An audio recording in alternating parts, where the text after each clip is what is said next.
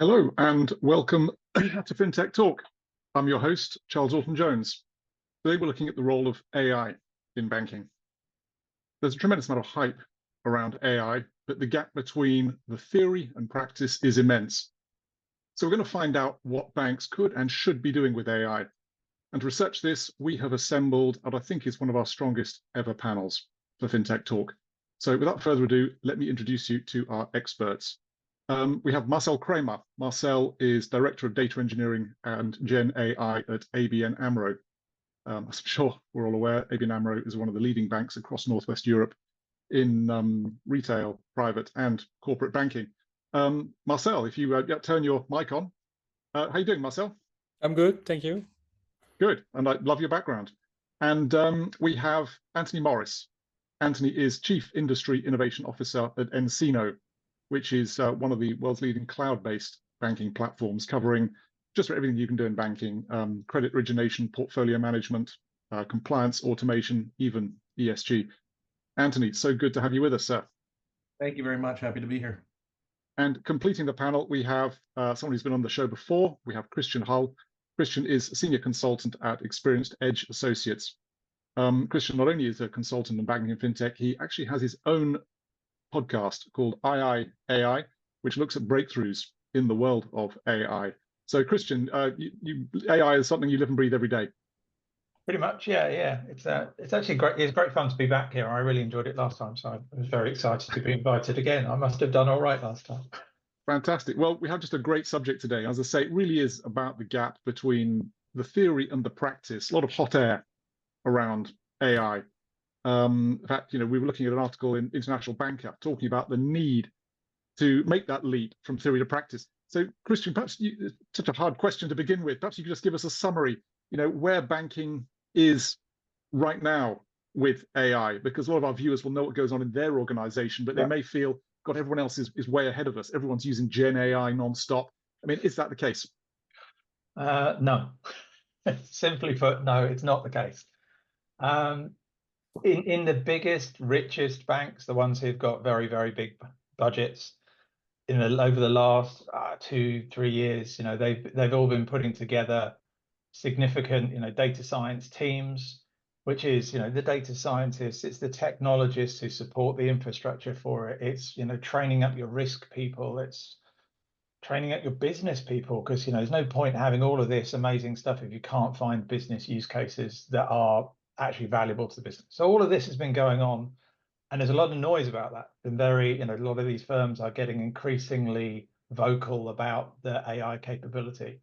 But even that noise has only ramped up probably in the last year. I think before that, a lot of the firms were very nervous about talking about this in public. But these are the big firms. This is the kind of like the 1%. The rest of the firms, the rest of the financial services industry doesn't have the deep pockets. Some of them are using AI. Some of them are using AI naively and doing things that they probably will learn that was a bad idea.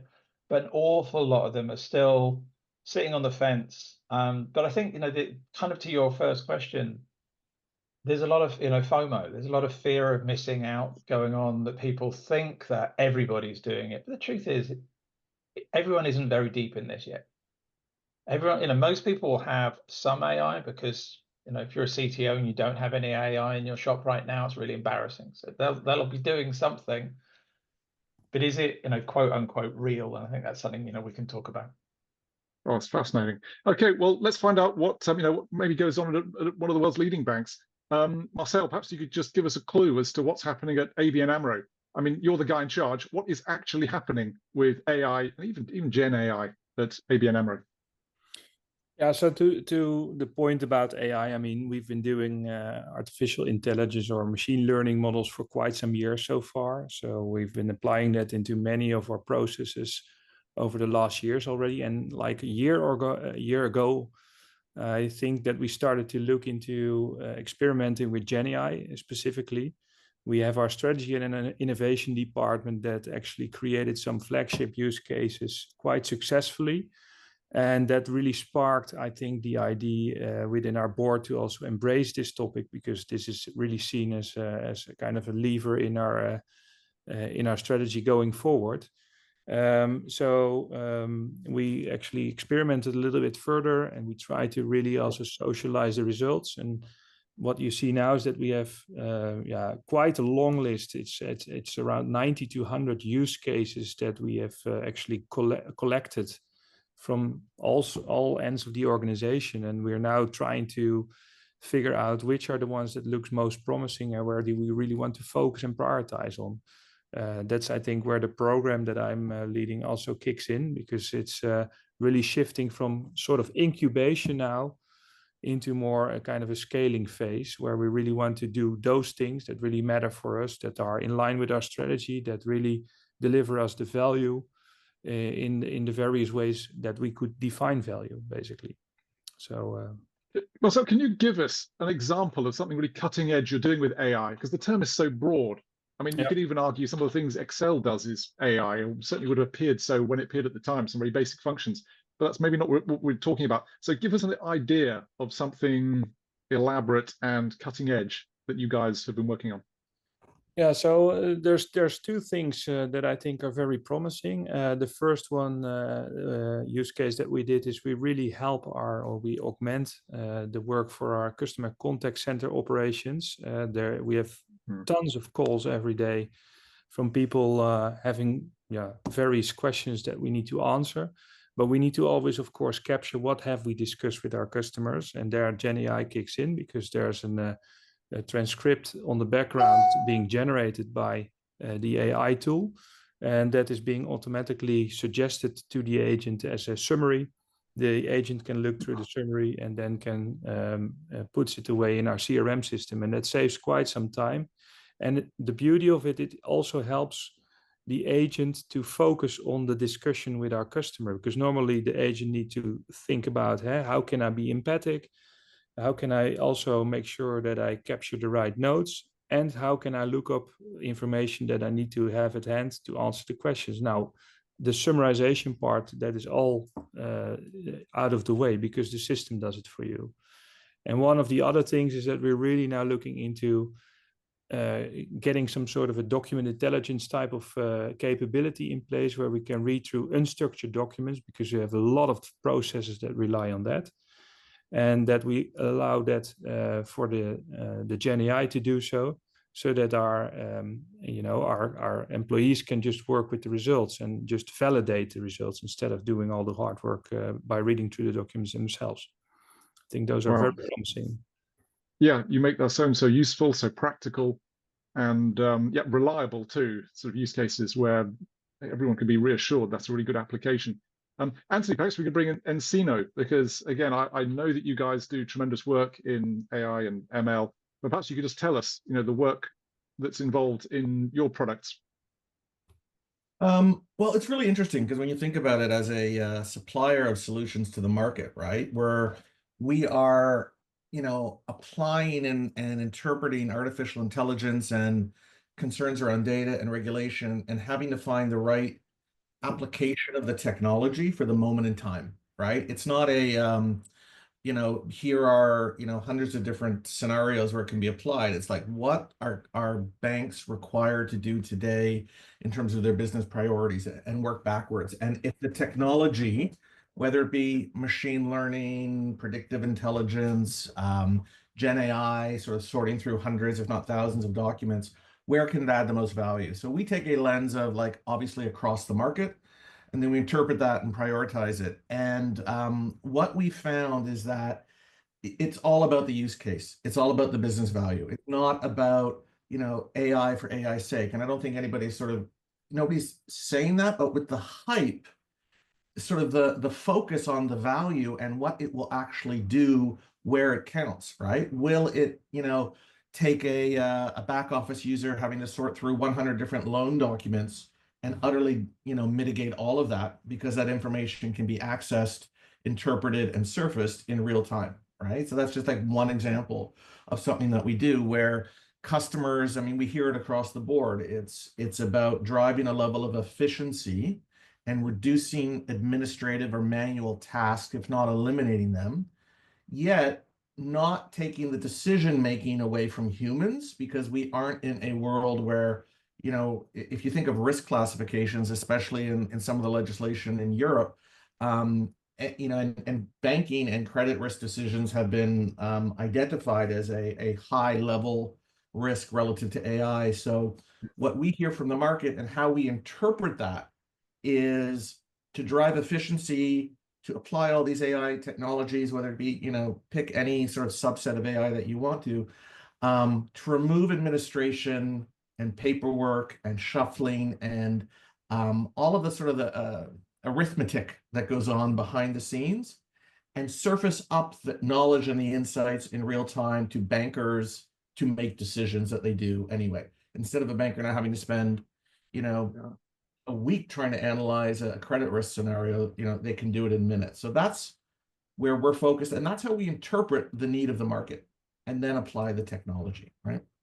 Yeah, that's a really Steve Jobsian answer. One of my favorite little clips of Steve Jobs, I mean, many people have seen this, been viral for many years, is Steve being asked about accessing some technology called OpenDoc. And he replies, you know, you kind of write some great technology, but he says what you don't get is you start with the customer first and then work backwards technology. You cannot work the other way.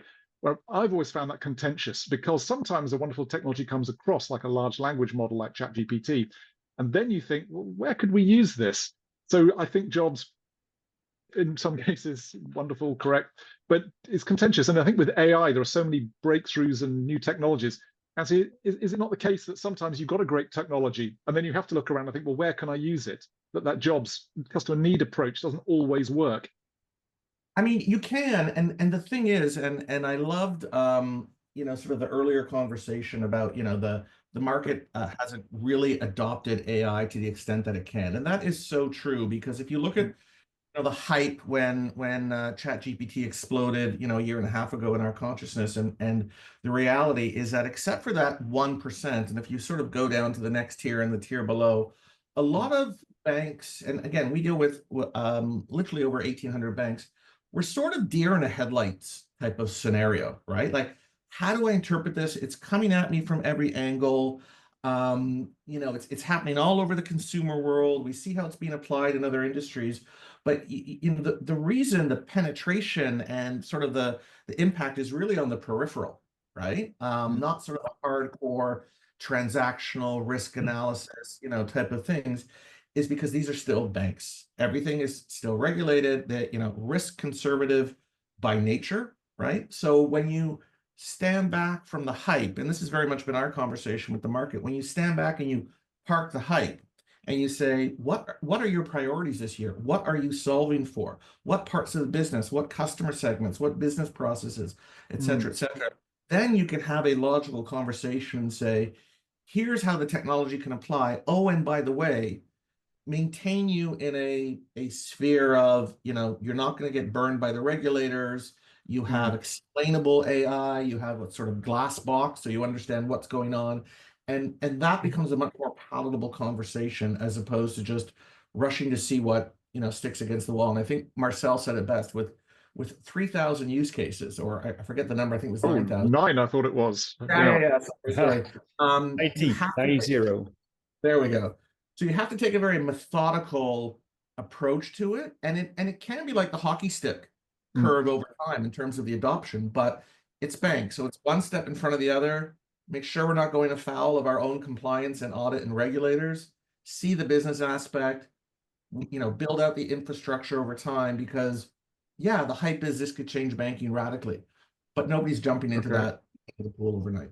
And you need to win hearts and minds, don't you? You know, with big banks, you know, I've spent my career in one. You know, the technology is great, and it might be right. It doesn't really matter until you've won over, you know, the management and the risk people that they believe that this is an okay thing to do. And there are strategies to do that. Depends on the organization to some degree, but you know, getting that kind of that pilot out there that works, that does something impressive, something that, you know, the C-suite guys care about. You know, so if you're like, I've automated this job that this random person deep in operations does, they don't care. Not really. It's not exciting enough. You know, they're not going to be bragging on the golf course about that. And that matters. You want that visceral excitement. So you want to find a use case, that is really product central. It's something that they can talk to their clients about and go, hey, yeah, we do this for you. Well, now we're using AI, so it's even better than it was before. If you can protect your customers and, the holy grail, like give them the insights, the knowledge, the advice, before they even know they need it, right? And if you think of that from a CRM lens, if you think of it from an asset quality and a risk perspective, as an executive, if I'm, as a maybe a chief data officer, if I'm able to say, you know what, I can identify risk in our assets by asset type, by segment, by geography, weeks and or, potentially months in advance based on leveraging AI. And the direct implication that has to the bank's liquidity, to its risk strategy, to its communication with customers, that is something that an executive will stand up and will tell me more, right? So I think that speaks to your point. Marcel, how does it work at ABN AMRO? I mean, I'm guessing you have fairly mainstream research areas, but also some weird esoteric areas as well, where you're really playing around with the cutting edge of AI. But yeah, tell us how it really feels on the ground, Marcel, at ABN AMRO.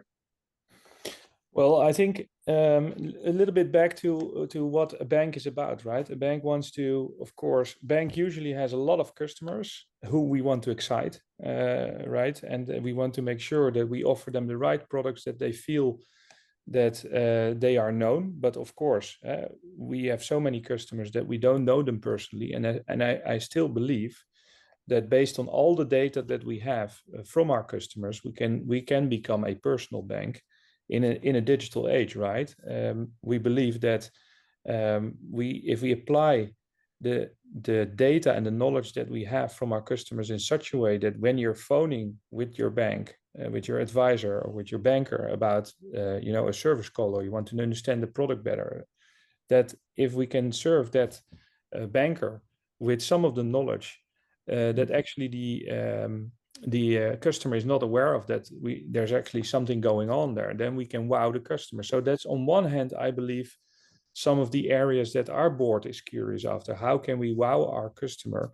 How can we make sure that we become that we give still that personal approach while we're doing digitally business? And on the other hand, we have, of course, a lot of internal processes and a number of the things we want to make sure that we, from a risk perspective, are safe and sound. And for that, you need data, and the data is everywhere. And mostly it's in an unstructured manner, right? So we have a lot of data that in databases, but even more data, I would say, in an unstructured fashion, an annual report stating who is the ultimate beneficial owner of a company, or something where we stored the collateral information in. And all these type of information is residing everywhere. And, banks have evolved over time, mergers and acquisitions, all sorts of systems. It's everywhere. And you need to, if you can unlock that data, especially that unstructured data, with the help of GenAI, with large language models, reading it through, explaining you, this is where the risk is, this is how you can classify that. That is another topic, I believe, that we can excite people on the golf court with, saying, hey, we know how to fix this, instead of flying in tons of people to do that work. Can I ask, Marcel, who is your AI all custom built in-house, or are you playing around with ChatGPT? Because that's building it all in-house is a hell of a labor when there are so many wonderful open source resources out there in the world. We actually have an ABN AMRO GPT built in-house. That's just for security and purposes, right? Because we don't want that our data leaves our own account, right? So we want to make sure that whatever our employees prompt in our own GPT version, that it stays within our own boundaries. We do use OpenAI services for that, which we get access to Microsoft Azure, but the data will never leave. But so that's a little bit kind of a mixture of using pre-trained models in our own setup, and we did some building ourselves. But obviously, we also have some of the more kind of embedded solutions that we have in some of our software packages that we have acquired. We're also looking into Microsoft tooling, for example. That's really helpful insight. And Anthony, at Encino, what's the balance between developing everything in-house and making the best of open source models? So we leverage, not unlike a bank, we leverage, third-party technology to fuel some of what we do, right? The difference is we license it and embed it as part of the platform. We connect it to our data model, to our data sources, what have you, and then we apply the appropriate either models or sort of use case, right? Because we actually run different processes, we execute decisions, we serve it up in a desktop. So like any software vendor, right? There's always only three methods to accelerate your portfolio, right? It's build it, it's acquire somebody, acquire the technology, or partner with somebody, right? So we look at those formulas to figure out what's best, right? And in scenarios where we build it, we are owning and distributing the various ML models. In scenarios where we rent underlying Gen AI services, but apply sort of the use case and the delivery mechanism, if there's best-in-class providers out there, then we leverage that, and then we'll become almost a distributor of them to the market. And it's a win-win for everybody, because some of those third-party services don't necessarily can go direct to thousands of different banks as such. And the smaller banks don't have the bandwidth, the resource, the capital to make the investment. So we'll become a conduit for that as well. Absolutely not. Now, if anyone watching this wants to ask a question to our panel, feel free to just type into the box and hit enter. And the trickier the better.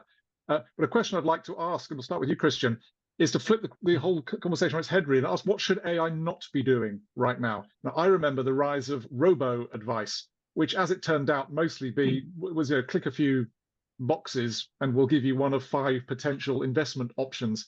It turned out to be pretty siloed, each choice. It really wasn't a sort of fluid wealth management concept at all in the main. But I can imagine there are all sorts of inappropriate uses of AI, but it'd be useful just to know what they are. Christian, what do you think? What should banks not be doing with AI right now? Well, yeah, I think there are lots of things you shouldn't do with AI. I mean, there's some practical things on how you build it that you want to get right. You need rigor in your your ML ops process as you're building your models or deploying or designing your models, that they actually do what you think they do. I've seen some very highly qualified data scientists make things that they claim did one thing, and then when one of their peers looked at it, they're like, no, it doesn't really do what you think it does. It's hard, I think, is the underlying thing in this. So on that's one, be careful. But in terms of kind of use cases of what you shouldn't do, I think the regulators are doing a great job, actually. I lived through the crypto bubble. I'll get kicked by some friends for calling it a bubble, but I'm going to insist it was a bubble.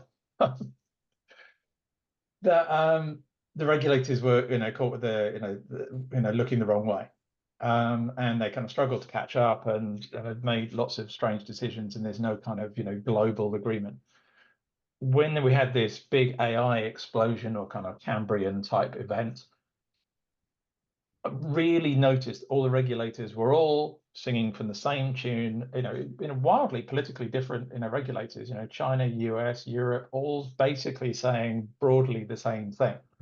Now, there are nuances for sure, but in terms of, what's bad, it's very clearly signaled by the regulators. So, don't use AI in any way which is biased. Don't use it to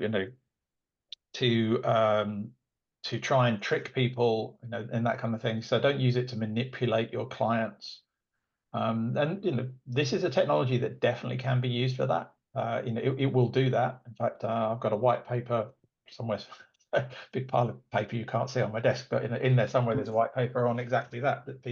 Some people have done the study on how to make AIs more effective at persuasion, which is great. But the governance people are going to go and get very scared about that. But the technology is there, so I think there's a lot of stuff we need to be very careful about.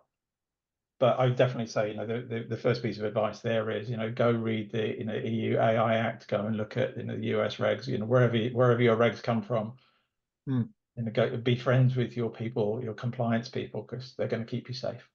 Actually read the regulations. Gosh, there's Yeah. sound Definitely advice. read Yeah, them. know what they say. And Anthony, what scares you? You know, the opportunity of using AI is highly tempting for banks, especially those who are really eager to cut costs. But what should people, be really wary about doing right now? I think I would explainability, right? It is, if you can't, you've got to have a sort of a risk scale relative to the application of this technology.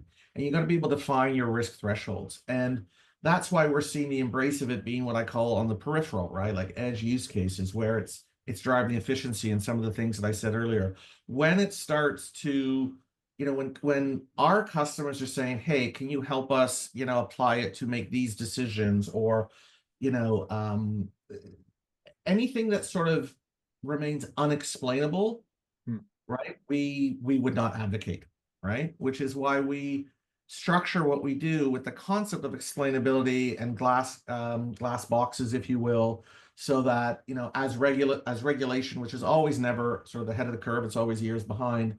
When they inevitably come knocking, or there is an event in the market where some large decision or some implication to a customer, the bank's like, we don't know why that decision was made. The machine made it.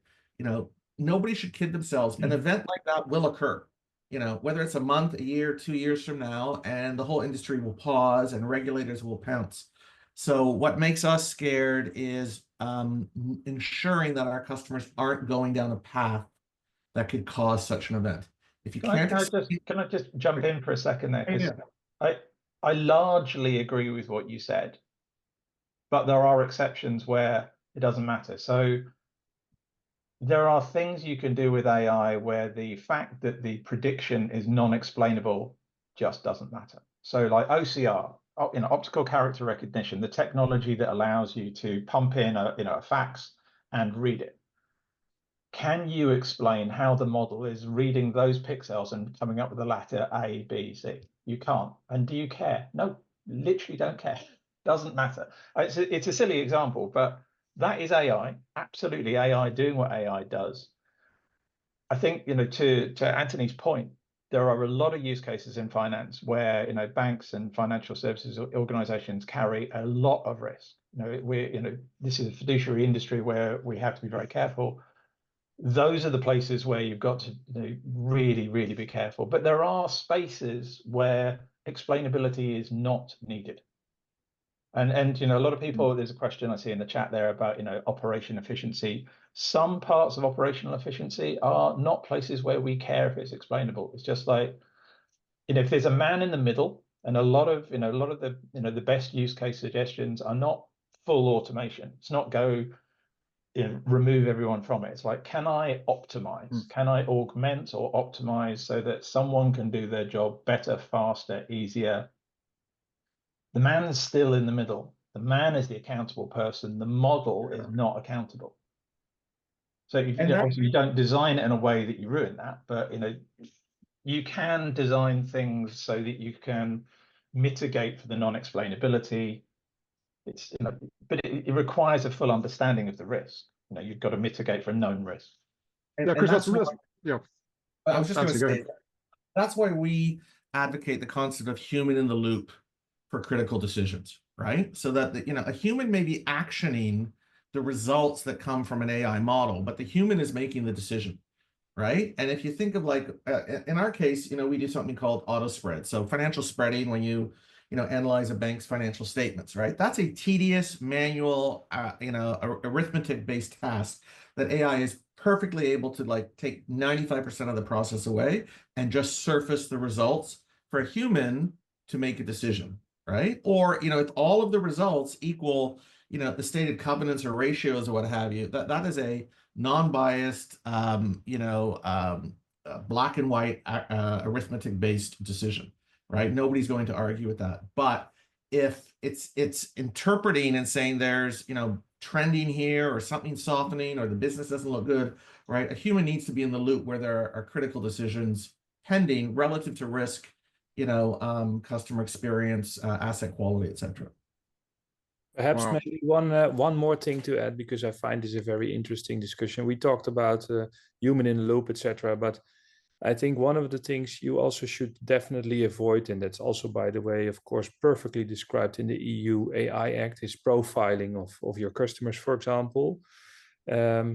And that's actually triggered me that I think you need to be careful with some sort of ethical kind of application of Gen AI. And let me give you one example what I mean with that. We can, of course, we have departments within the bank where we are looking into, can we not train those employees, because we have, those are huge departments, there's attrition happening. So how can you onboard your employees more quickly? Well, you could train them by a human, you could also train them by an AI agent.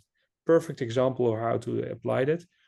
But at some point you need to be careful, because if you are going to use that as a mechanism to do performance management over that employee, and you actually extend that not by only training that, but by supervising that by an AI, then it becomes interesting. And interesting is a diplomatic way to say, hey, is that ethical, right? Are you going to allow a system to review the performance of your employees? Well, I think that's an answer. Asking the question is answering it, and that's some of the considerations I think that you need to take into account, and that's definitely something we're very careful with. Fantastic. And Christian, let's just again talk about adoption. I mean, as banks become more adept at this, are we going to see a sort of stratification? The rich will get richer. That the ABN AMROs and the Encinos of this world are going to be using AI and just moving away from the smaller banks. That the resources they've got, the intelligence they're able to bring, the firepower is going to be so superior that the banks who aren't adopting AI are going to lose out. No more than they do already. I mean, the technology gap between one of the the biggest banks, the huge, like something like JP Morgan, I think has a tech budget of around $10 billion a year. Yeah. That's a lot of money. And it's a lot bigger than most people's budgets. It's probably bigger than the expense of a lot of firms, full stop, not just the tech expense. But sticking with JP Morgan, actually, there was something I was reading just this week, and they were talking about they built their own in-house Gen AI platform that they've given to all their employees, and they're hoping, not day one, but they're hoping that they're going to get, I think it's $2 billion worth of savings a year. Now, $2 billion sounds like a really big number, so ignore that. That's about 1.7% of their net expense.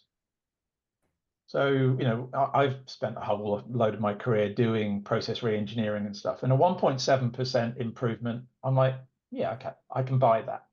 When you hear 2 billion, you're like, oh, it's so big, can that even be possible? But they're so big, and their expense is 200 billion or something or other. So that 1.7% actually is an incremental improvement, and it starts to become believable. I think a lot of the problem I have with a lot of the use cases is that they're not delivering hard savings. They are, and that's it's a thing we need to think about, because in banking we like hard dollar savings. We like to be able to say, I've given you this slice of budget this year, and I expect next year to get 10 times that back, either as cost reduction or revenue improvement. I think what we have to I'm thinking back to my kind of time in innovation here. We have to be a bit more generous, particularly with the Gen AI stuff. Like, with the machine learning, it's expensive. It's it's big build stuff where I think you want to stick to your traditional business cases. But with Gen AI, it's kind of like low code stuff. You can spin up a prototype really fast and at relatively low cost. Now, to take it all the way to production, you want to be careful, obviously, but prototypes are tests. You can literally build a working prototype of something very fast using dummy data, preferably, but whatever. And you can get to that proof point to go, yeah, this makes sense, yes or no. But those benefits, again, they might be, if you're lucky, hard dollar benefits, but there's also a lot of, and I think Marcel was talking about it earlier, a lot of the benefits that we're seeing are broadly, I'm going to call them opportunity benefits. So, and I'm sure we're all the same, and I'm sure a lot of the audience will be the same. We're all using ChatGPT or Claude or whatever our favorite model is. Has your work disappeared? No. Are you using the model? Yes. So there must be a reason you're using the model. It's because it makes life easier. It does things for you. It greases the wheels. It allows you, frees you up to think about more value-added tasks. That's been the general trend, in banking for, well, probably forever, really. But certainly that's what technology does. This isn't the first technology to free up our time and help us, but this is the sexiest one, recently. But I think a lot of those benefits, people who are holding the purse strings need to be open to going, yeah, you know what, I am going to invest in this. Just like JP Morgan have done, and lots of other banks. Marcel, I think you're saying very much the same thing, that you've got your own kind of in-house platforms. Doing that and kind of taking the brave step to go, yeah, we're going to do it. We don't, my accountants, the finance guys are going to hate it because you can't calculate it up front. You can't say, right, spend X, get Y. It's like spend X, things are going to be better, which equals happier clients, which equals more revenue, which equals happier staff, which means less turnover, which is expensive. There's lots of benefits, but they're too abstract to really put a number on. And I think, as a sector, we have to be quite disciplined about that and accept that, yes, this is something we have to be brave about. Because if you're not brave about it, you will fall behind. If you sit there and kind of go, no, it's too scary, you are already missing the boat. The boats are leaving the harbor right now. Okay, Marcel, I mean, there's today and there's 5 years and there's 10 years.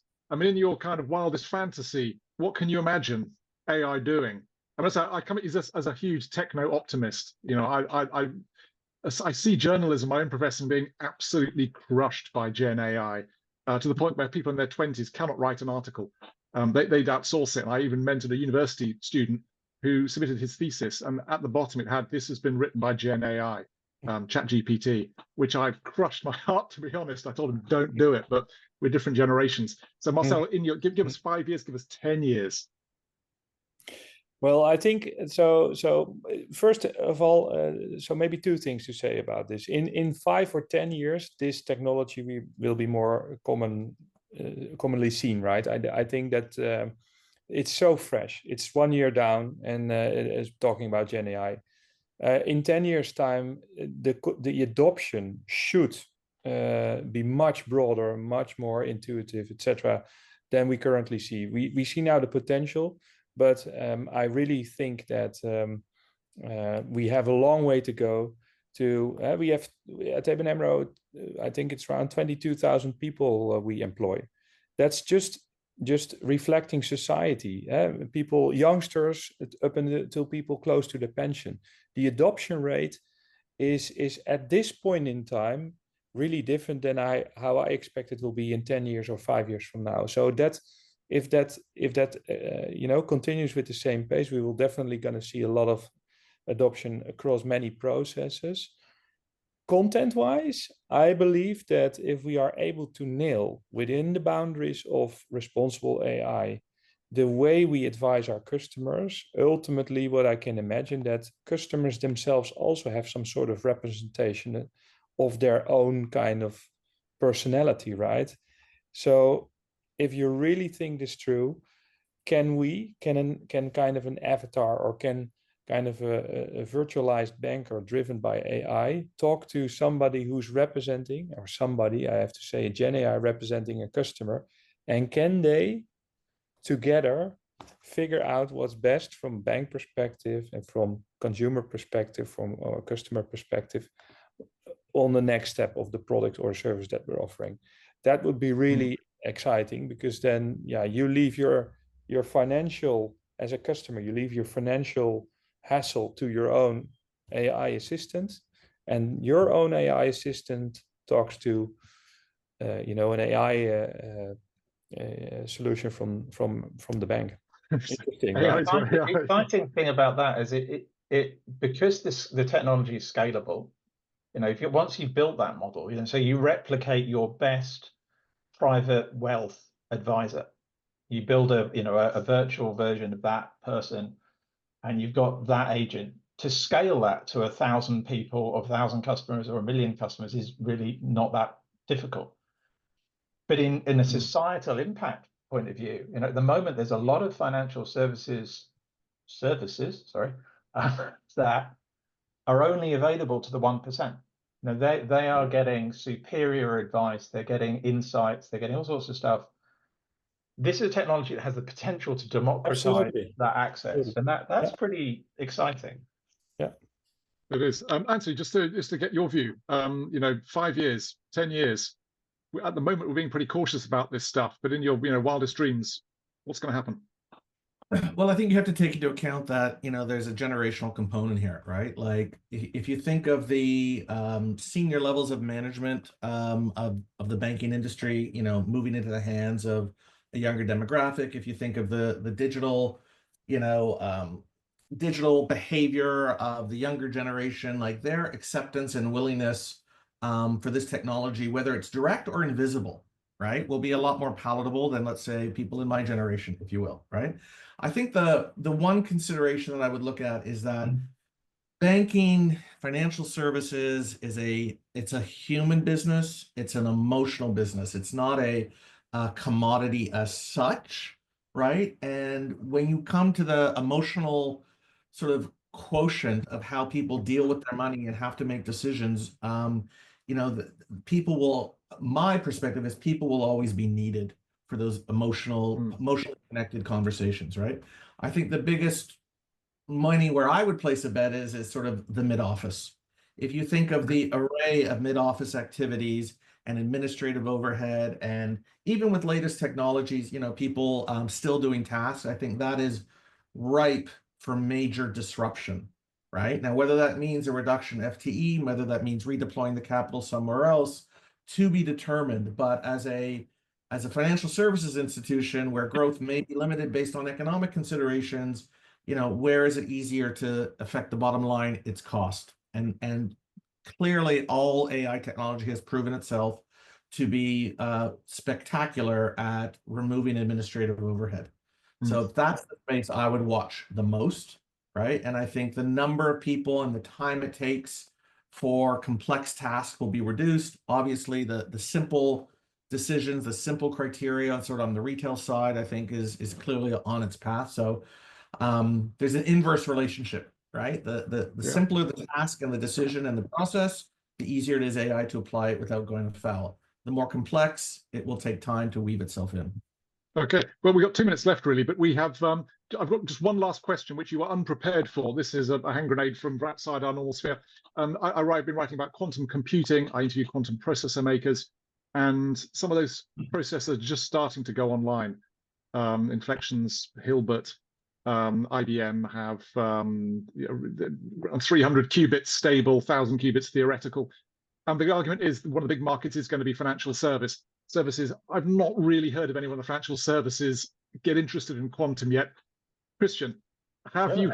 Is that on your radar yet? Quantum computing?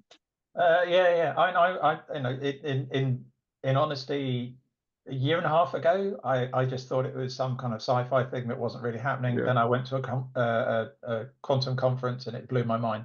I kind of came staggering out. I go, oh my God, this is real.